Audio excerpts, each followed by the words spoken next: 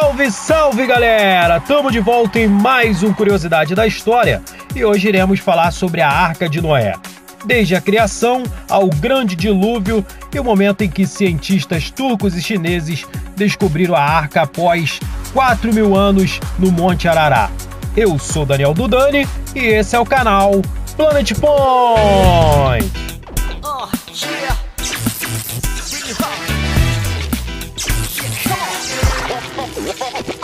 Um mundo corrompido, um Deus furioso, um homem justo chamado Noé, que construiu uma arca e sobreviveu a um dilúvio.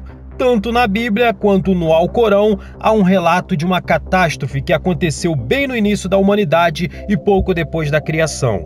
Um arcebispo do século 17 chamado James Aschel resolveu calcular o tempo desde a criação do mundo. E ele começou somando a idade de 21 gerações de pessoas do Antigo Testamento, começando, é claro, por Adão e Eva.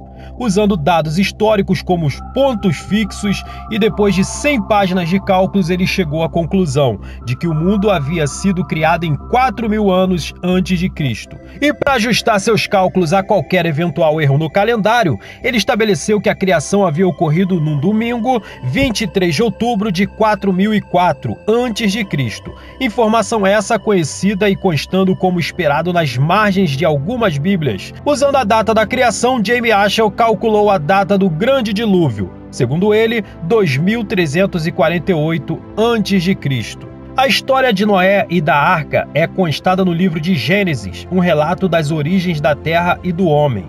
Segundo a Bíblia, os descendentes de Adão e Eva se esqueceram por completo da razão de Deus os ter colocado na terra e se deixaram corromper, então Deus resolveu puni-los. Em Gênesis 6, versículo 7 diz assim: "E disse o Senhor, destruirei de sobre a face da terra o homem que criei, desde o homem até o animal, até o réptil, até a ave dos céus, porque me arrependi de os haver feito." Segundo a Bíblia, foi cerca de 100 anos antes que Noé recebeu de Deus as instruções de como ele e sua família iriam sobreviver.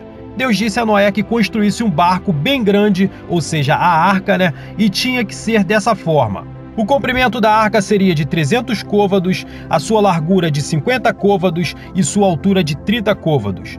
Um côvado tem o comprimento do braço de um homem, do cotovelo até as pontas dos dedos, cerca de 45 centímetros. Sendo assim, esta foi a maior embarcação de madeira do mundo, a primeira maravilha feita pelo homem. Aproximadamente nos últimos 100 anos, caçadores de arcas invadiram o Oriente Médio e escalaram várias montanhas procurando pelo pico aonde a arca pudesse ter se assentado. Na Bíblia não diz a localização correta, a única coisa que ela informa é que a arca repousou nas montanhas do Ararat. Ararat era uma região de um reino chamado Urartu. Um dos montes de Ararat, ao leste da Turquia, só recebeu esse nome séculos depois do desaparecimento do reino Urartu, mas nem por isso deixou de ser o local de busca favorito dos arqueólogos. Em 1917, um piloto russo chamado Vladimir Roskovitsky disse ter visto um objeto parecido com uma arca em uma montanha no Ararat.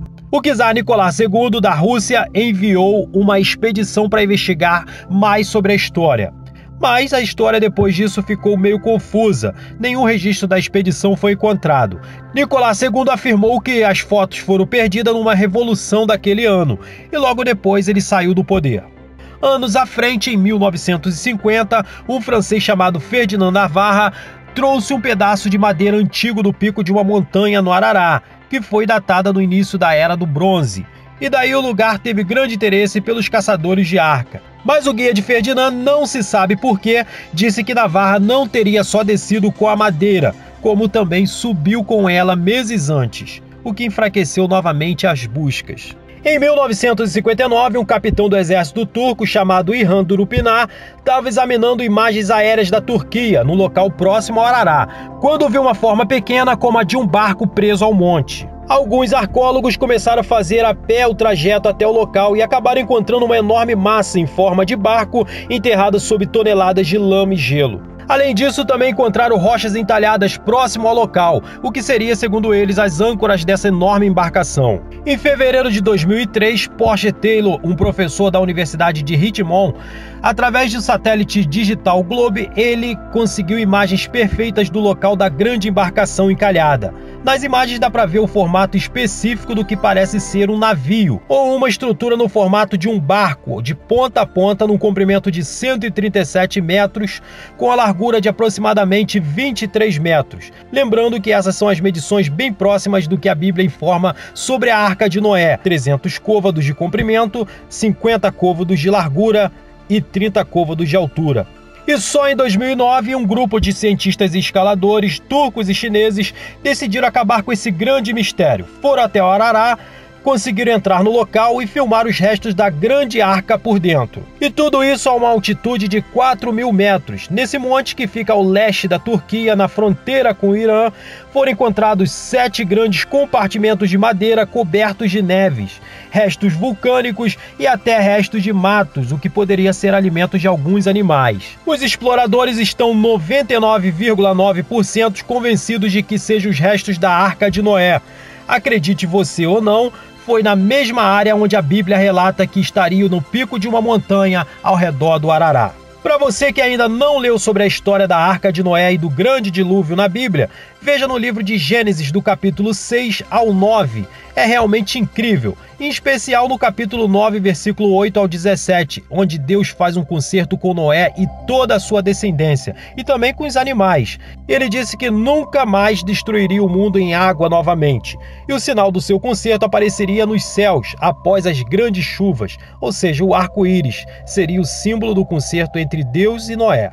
Mas aí, qual é a sua opinião a respeito desse grande acontecimento da Arca e do Dilúvio? Deixa aqui nos comentários para dividirmos ideias sobre esse assunto. Bom, por hoje é só, semana que vem tem muito mais, lembrando que nossos vídeos agora sobem aqui no canal às quartas em 1 minuto de conhecimento e aos sábados com muito mais curiosidades da história, sempre às 19 horas, beleza? Você que ainda não se inscreveu no canal, se inscreva, ative o sininho para receber todas as novidades em primeira mão, deixe o like de vocês, compartilhe com os amigos e siga o nosso canal nas redes sociais. É isso então, fiquem com Deus, a todos um grande abraço, beijo no coração e tamo junto!